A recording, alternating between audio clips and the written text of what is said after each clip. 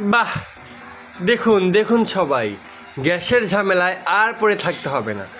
আজ বাংলাদেশের বিভিন্ন অঞ্চলে গ্যাসের অনেক আম, সংকট দেখা দিয়েছে, যার কারণে বিভিন্ন ক্ষেত্রে যে গ্যাসের ব্যবহারটা সেটা কমে যাচ্ছে এবং খাবার দাবারের জন্য গ্যাসের চুলার তো কোনো বিকল্প নেই। তবে এরও সমাধান আছে বর্তমানে। আপনি চাইলে বর্তমানে ইলেকট্রিক চুলা ব্যবহার করেও আপনি গ্যাসের সমস্যার সমাধান করতে পারেন এবং তিনের বেলা খাবার দাবার সময় মতো রান্নাও করতে পারেন এবং এটি কম বিদ্যুৎ সাশ্রয়ী, যাতে